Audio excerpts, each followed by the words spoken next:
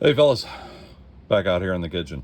Let's talk about flint and steel, but mostly with the charred cloth.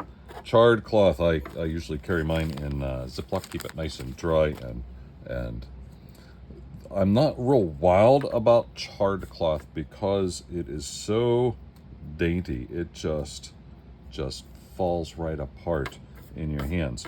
And also, if you have a chunk of charred cloth and you get it lit, what you'll find is once the spark hits it, it starts going across there and it doesn't produce a lot of heat. You have an ember, but it's not a lot of heat. So with charred cloth, a lot of times you'll put it right there on your flint and strike it.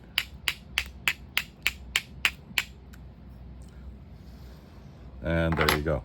As you see, that's, I don't know if you can see, you can kind of see it. So as it works across there, it's not producing a whole lot of heat. And now you can add other pieces of charred cloth, and as you can see, a slightest breeze blows it all away. It's still kind of going. You can put that into a bird's nest and have a good time with it.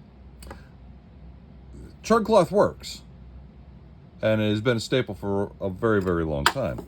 But in order to make, watch your earballs. You know I'm not headphone safely. The problem with charred cloth is to make it, you got to destroy some of your own equipment.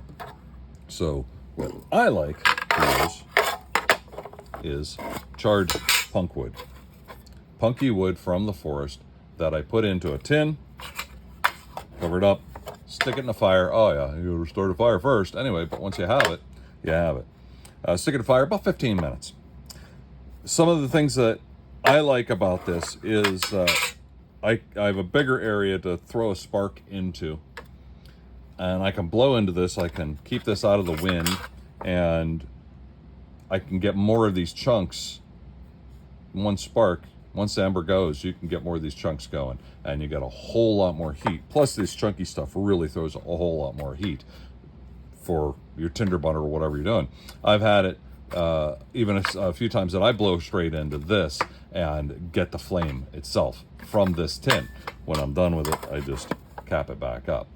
One of the things that I'm seeing a lot of that I don't think a lot of people understand or realize, when I like a big tin. The little candy tins are really small, and I like chunkier stuff. So when I fill this right full of the punky wood from the forest, and then put it in, cap it up, put it in the fire, I have a little tiny hole there. Yeah, you see a little hole, pinhole. That's about an 1/8 inch, maybe smaller. And I see so many people that will take a stick, they put it in the fire, they leave it in the fire 15 minutes, they pull it back out of the fire, and then they put a stick in there to stop the hole. That's not really necessary. If you take this and turn it upside down and put it on the ground, Mama Gaia, I'm not sure about out in the desert with the sandy soil, whatever, but I know the ground, the dirt, the soil is just sucks the temperature out of anything. If you sleep directly on the ground, you're going to be cold. So if you take this and turn it upside down, now if it does suck up anything, it's sucking up cold, damp ground air. And also, it can't really, you just push down on it, it can't get air. No need to stick a stick in there, to stick the stock in there.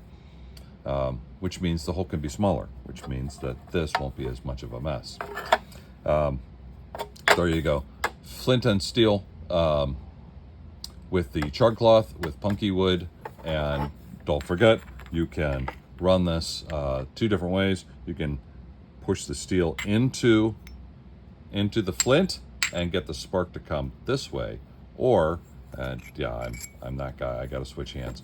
Or you can take the flint into the steel and push the sparks down. 2 different ways of doing it. Every day, fellas, learn or teach. On a good day, you do both.